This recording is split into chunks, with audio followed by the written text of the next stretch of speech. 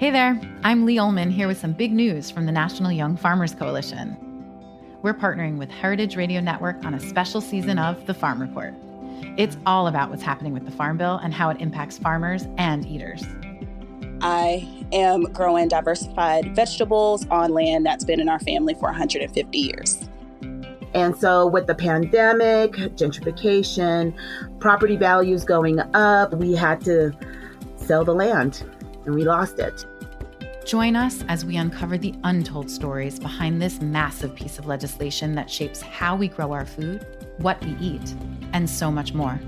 The problems we have had, those are things that come from earlier Farm Bill and USDA policy, right? Like Earl Butz, get big or get out.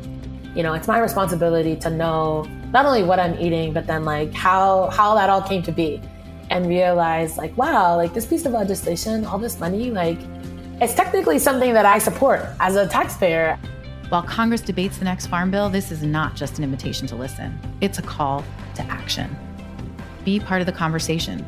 Subscribe to the Farm Report on Heritage Radio Network, wherever you listen to podcasts.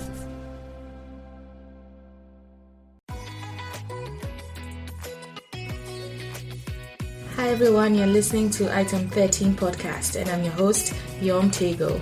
Every week, we'll delve into the world of African food, including chefs, curators, and bloggers. I hope you enjoy it.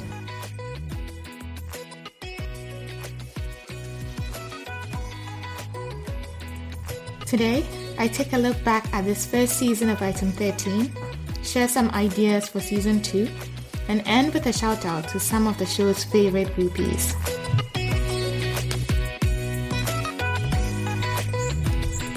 Welcome to the Season 1 finale episode, guys.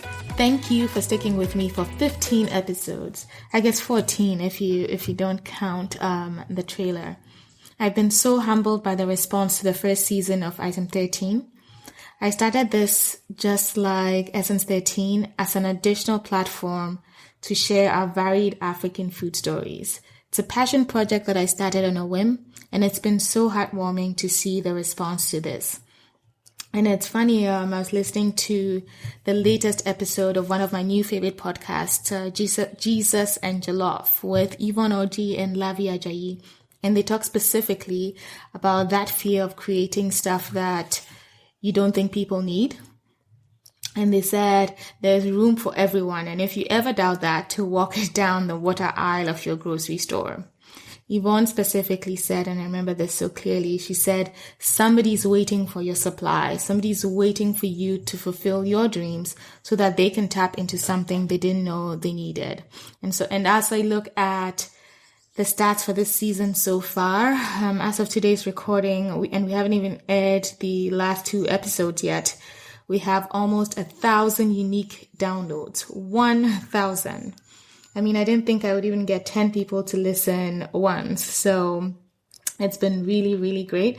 And it's people from all over the world. Like our top 5 countries are the US, UK, Ghana, Nigeria, Canada, which is to be expected. But then there's listeners from Sweden, Denmark, Spain, and France, which to me was kind of surprising. And then in terms of top cities where you're listening from, Arlington, Virginia in the US is by far, has the most listeners. And I'm thinking, who do I know in Arlington? So it's just great to see. And then obviously Accra, Lagos, Chicago, Illinois, Vancouver. Again, I don't think I know anybody out there in British Columbia and Canada. And then some smaller cities where I have a few avid listeners. Skokie, Illinois, Jersey City, New Jersey. I think I know who those are. Thank you for listening. Catford, Lewisham, which I think is in the United Kingdom, and Clichy in France might be I don't know if it's a neighborhood in Paris, but I'm super, super grateful to everyone that's been listening and coming along for the journey. Shout out to our ride or die listeners who share, comment, and discuss on social media on the regular. Our friends at Hey Dip Your Toes In, previous guests Chef Binta from episode 6, Chef Rubia from episode 9, Na Oyokumoji from episode 4, Maureen of Bawani Consult from episode 3, at Davida, I think I'm saying that right, on Twitter, Who's for Dinner blog, and the Canadian African on Instagram. Thank you guys so much. This past season, I was lucky enough to interview everyone in person because of work-related travel. And as the podcast grows, I expect to have a combination of remote and in-person interviews, and I think it will be interesting to see how that translates on air. I also unintentionally ended up interviewing a lot more women than I expected. So, it was great to see the response to that. I think some people messaged me and thought it was like a woman-focused thing. Didn't start that intentionally, but it's great that this was a platform to showcase women in the food space that are doing great things there.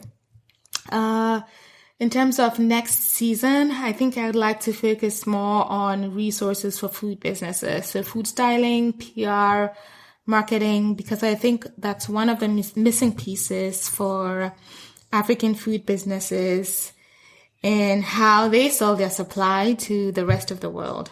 So I also plan to explore more cuisines outside of West Africa. I know I just started with something that I'm familiar with, but I'm hoping to explore more outside of West Africa. I also would like to interview more people with cookbooks. So Zoe Ajonyo of Zoe's Ghana Kitchen in the UK, Chef JJ in New York, who's written his book Between Harlem and Heaven, The Cooking Gene by Michael Tweedy, who explores sort of African-American / West African connections with food. One of my favorite books I've read this year is Yes, Chef from Marcus Samuelson. Let's see how that goes. And then Long Throat Memoirs, which is written by Nigerian Yemisi. I will butcher her last name. I think it's Aribisala. I'm not promising to interview any of these people. I'm just putting it out there, so we'll see what happens. And then finally, if you like the show, please share on social media, tell a friend, use the hashtag item13podcast, and also please subscribe and post a review wherever you listen to the show. It just helps more people to find us and discover the amazing things that are being done in the African food space. So I think that's about it. Thank you all so much for the love, and I'll see you in season 2. Thank you.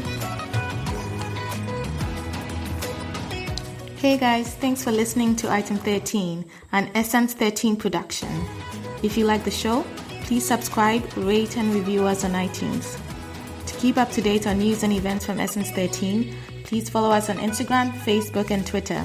Essence and the number 13. Thank you.